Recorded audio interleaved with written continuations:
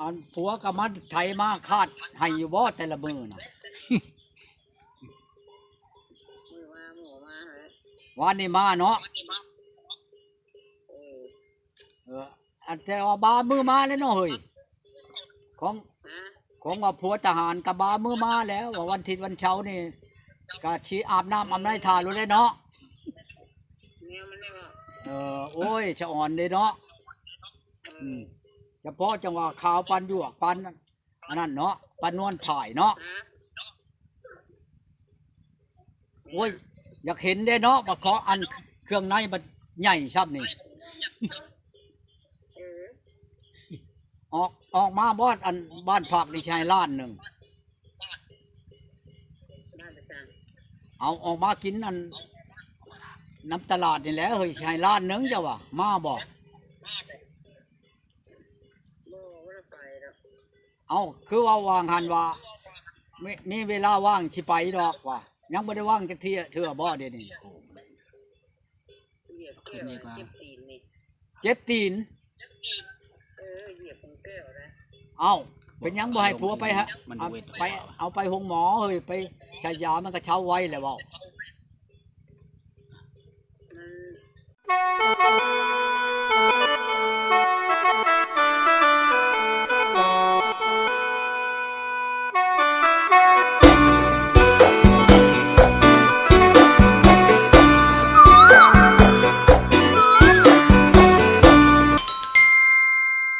จักเขามาเอาค่อยแน่ว่าฉัน บ่จักทางมา อันลูกค่อยนั้นไปแม่เขาไปเอามันนั่นมันที่มาหน้าเฮาบ่เขาจักเลยไม่กี่ตัวเขาว่าอีนี่นะ อืม อีนี่แหละ อืม บ้านนี่แหละเบอร์มันกาอันเก่านี่เชียงป่ามันก็ดี อืม บ้านนี่แหละพังเด้อเขาสิเว้าน้ำมันเด้อจะหน่อยไปโทรกลับนี่โทรหามันนี่ ว่าก็คักเลยล่ะ อีอันเบอร์838นี่บางเทื่อมันก็ปิดนั่งอยู่โนั่นนี่บ่ปิดฟังเบิ่งนี่เสียงนั่นกระเทยเขาสิเว้ากับมันนี่ฮัลโหลเอ้าแม่นหยังโตโทรมาหยังใช่เตงนั่นจะไปถามแม่นหยังแม่นหยัง อืม โลเพจ เจ้าโทรผิดบ่เจ้าอยู่ไสห่านเห็นบ่ผิดจนจับปากโดน อ้าวหมูทันช็อตเด็ดช่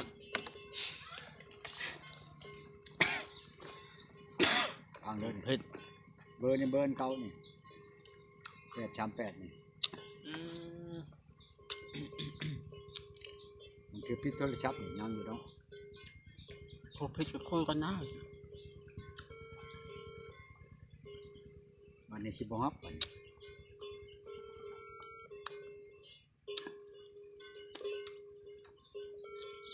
อ๋อติดตัว รอนิดนึงบัดนี้ ตุจานดีบอลนั่นใดเด้บันดินตลกเจ้าเพิ่น ทั้งมันฮับก่อน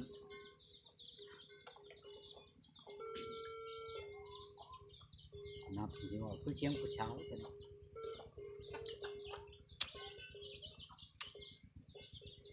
วางเหรอ บ่ฮับบัดนี้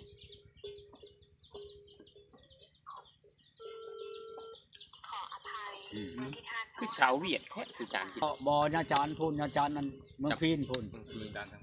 อ๋อ พีนนี่น่ะชื่อฮอดเชียงปากมันชื่อฮอดเบอร์โทรมัน อื เอ ม อ 838นี่ คนสนใจตุจานบ่คือโทรมาเรื่อยแท้ โอ้ย จะสนใจก็มาอยู่ได้ไหมเนาะ ผิดนี่ ใจ มัน ก็ สิ ว่า ผิด สนใจเนาะบอกว่าโทรผิดเนี่ยเป็นไปบ่ได้นะ ข่อยมื้อนี้นะ โทรไปวะก็บ่โทร อันนั้นแหละค่อยว่าค่อยเว้าใช่นั่นอันพักเงินมาเนี่ยกว่าเพิ่นว่า อ๋อ อยากจ้างเขาดำนานี่ว่ะ อ๋อ เอ้าจังไดเจ้าว่าเจ้ามีอันผู้บ่าวนายพันนายอันร้อย เอ้ย ว่าที่อันไปขอวันที่เท่านั้นเท่านี้เปิดประวัติ อ๋อ วันนี้บัดอยากมาขอเงินนำข่อย อันข่อยจังถามว่าอันมันบล็อกอันนั้นมันออกได้เนาะบล็อกข้อความมันเองนั่น ใช่เบิ่งดูฮะ นี่ มันปลด เด้อ ได้ ข่อยสิ มันปล ข่อ ด ยสิอันนั้นเปิดให้หมู่เจ้าฟังเด้อยังแต่ความของข่อยข้อความข่อยยังข้อความมันบอกออก ขอความเสี่ยงนะเนาะตัวเนาะ มันหลบมา ที่ว่าเสี่ยงที่ว่าส่งไปหากันน่ะเนาะ เออ หลบ ข้อความมัน ได้แล้ว ส่งมาให้ข่อยน่ะมันบล็อกออกแล้ว มันหลบเอามัน เออแล้วยังแต่ข้อความข่อยบัดนี้ อื้อหือ ค่อยว่าเจ้าน่ะมีเงินอันนั้นเงินดำเงินเดือนบัดสิอันย่านพี่ช้างข่อยว่านี่พังเด้อความข่อยเว้าเด้อ เจ้าผู้ส่งเงินอันนั้นฮะ ค่อยเว่ากับมันนั่นนี่พังเด้อนี่มีเงินนั่นไผถอนเอาเมียเขาหมด40ล้านนี่ใครข่อยอยากได้นะให้ไปข่อยจ้างเอา6มื้อพอดีเบิดแล้วนะข่อยเห็นว่าเพิ่นถามว่าแล้วหรือบ่นาเจ้าแล้วบ้านนี้ล่ะผู้บ่าวน่ะมาจำเพิ่นคำฉลึงนึง ข้าเจ้าจะได้ข่อยละมาไทยเอาไทยข่อยนะเอาให้หมอนี่นั่น40ล้านแล้วเอาโลดข่อยนี่มันอยากได้40ล้านโหว้าวคักอลีข่อยกับเพิ่นน่ะวันนี้แหละวันนี้มันโทรมาหาข่อยขอได้เงินอยากมาจ้างอันเขาดำนาเอ้าผัวเจ้านายพันนายพลมาขอไปยังน้ำข่อยนี่นะข่อยเฮ็ด6มื้อแล้วข่อยเว้าชี้ใส่เพิ่นน่ะเห็นบ่ข่อยเว้าคิดนี่น่ะนี่เด้อนี่ฟังเด้อข่อยเว้านี่มีเงินนั่นไถ่ถอนเอาเมียเขาหมด40ล้านอันนี้เพิ่นให้ข่อยไถ่ถอนเอา40ล้านข่อยจ้างเอา6มื้อพอดีเบิดแล้วนะข่อยเห็นว่าบ่มีเมียนี่แล้วก่อนเบิดเดี๋ยวนี่ข่อยว่าใช่มันได้นี่มีผัวเจ้าผัวนายก็จ้างเอานี่ก็เว้าไปชังมาเว้าดูหมิ่นประมาทเด้อมีลูกมีผัวแหละบาปได้เด้อ ส่งอันนั้นแล้วให้เพิ่นตุจาน ช ส่งเงินเขาส่งให้เจ้าเบิ่งไงส่งให้เพิ่นบัดนี้ เป็นฉลอกฉลึงโอ้ยบ่กีดเมียนก็ได้ดอกมันตู้ก้อนนี่บ่ไปญาติแย่งผู้ใดดอก เจ้าเพิ่นสิเบิ่งอยู่บ่จักมักอยู่บ่จักนอกบ่นอมเนาะ เอาก็เบิ่งให้แล้วเว้าไปเว้าใช่มันนี่อยากได้ผัดค่อยนี่มีผู้บันผู้อันนั้นค่อยแล้วคำเป็นฉลอกฉลึงโอ้ยบ่กีดเมียนก็ได้ดอกอันตู้ก้อนนี่บ่ไปญาติแย่งผู้ใดดอกบ่แม่นว่าโอ้ยจักได้นี่น้อยอันนี้เด้ไปเอาไปกอดคุมโทษเอาเขาบ่ว่าบ่หลายดอกเพราะน้าเมียหมู่ยันมีบาปมีกรรมเฮ้ยว่าไปทำนี่แหละไปสิเว้าหลายบ่ประจันผัวหมู่ห้ายันผัวหมู่อันนั้นเอาเว้าทำเฮาเว้านี่แล้วผู้ใดกระดองแทงผู้ใดกินเงินด้ามเงินเดือนมันก็ไข่แล้วบ่เว้าเนาะกินไปค่อยเอาไผเพิ่นอะไรบัดนี้ได้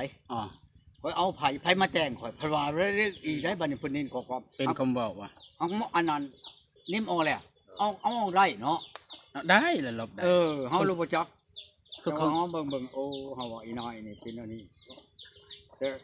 หากเอาเบิดนี่ข้อความของมันนี่ของเฮานั่นยังเบิดเด้อนี่บ่ได้ก็สิ โทรหาบ่นี่ โทรหาแล้วคนใจ โทรหาแล้วใจฮ้อนเอาจริงเนาะสอบจังหน่อยหยังถามไปได้จังลบหมดข้อความบ่ลบข้อความแค่ดอกยันโพจักบ่สิว่าสินะ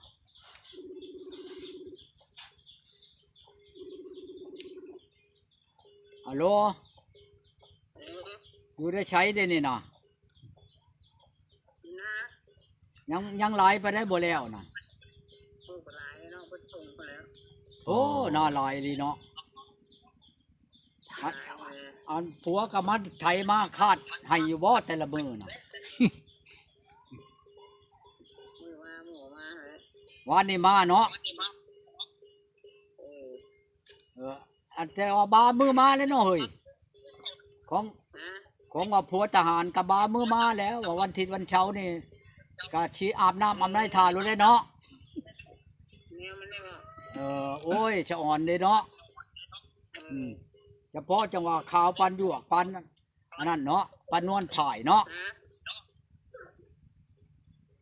โอ้ยอยากเห็นได้เนาะมาขออันเครื่องในมันใหญ่ชับนี่ออกมาบ้านผักในชายล้านหนึ่งเอาออกมากินอันน้ำตลาดนี่แหละเฮ้ยชายล้านหนึ่งจ้ะวะมาบอกเอาคือว่าวางหันว่ามีเวลาว่างสิไปดอกว่ายังไม่ได้ว่างจักทีเถื่อบ่เดี๋ยวนี้เจ็บตีนเอา เป็นหยังบ่ให้ผัวไปฮะ มัน เอา เวท ไปเอาไปห้องหมอเฮ้ยไปใช้ยามันก็เช้าไว้แหละเว้า มันแข็งก็ดีเรื่องของแก้วข้าพ่อ เอาแก้วค้ากับแพทย์เขาก็กวดเบิ่งดอกมันยังค้าก็ดี เมื่อไป ฮะสิไปเจ็บบ่นั่นก็เป็นบ่โอ้ยอยากอันผัวก็ได้รักอยากรักษาแต่บ่อนเดียวหั่นบ่เจ็บตีนเจ็บมือบ่รักษาไปบ่เฮ้ย แยกเละจำเขา ฮะว่าวันนั้นก็เป็นเนาะพังเว่านี่สิรักษาแต่แนวเดียวหั่นเนาะผัวนั่นก็ดี อืม ตีนกับตีนกับมือนี่ก็สิบ่รักษาอันคือว่าอันนั้นออกกันขอความมาใช่นี่ก็คือว่า อันนั้นว่าค่อยให้คนบ่ได้ให้เจ้าใดคนก็ว่าเจ้าได้ผัวเจ้าผัวนายเงินดำเงินเดือนมีก็จ้างเอาบัดสิขอเพียงเงินนำข่อยว่าคันข่อยสิให้บัดจันผัวเจ้าให้เจ้าเว้านี่ทางมีเนี่ยมีดอกเงินนั่นครับแต่ว่ามันสิย้ายให้ลูกให้เมียหมู่มันสิเจงใจกับผัวหมู่น่ะ เกรงใจนะ เอาเกรงใจไหนก็เกรงใจผัวหมู่นั่นแหละเนาะคันบ่มีผัวใครละบ่เป็นผู้แช่ผู้เชาแนวจะให้ก็ให้ในแล้วเฮ้ย เขาไปดูหายของเรา เอาอยู่ค่ายพุ่นเอาเงินไปให้อยู่พี่ เขาสิบ่จักบ่ สิบอก เอาคันบ่บอกก็ออกมาในแม่บ้านพักติสิให้ลูกหลานหนึงฮะ ฮะ เจ็บตีนก็สิเอารถไปช้อนเอาดอก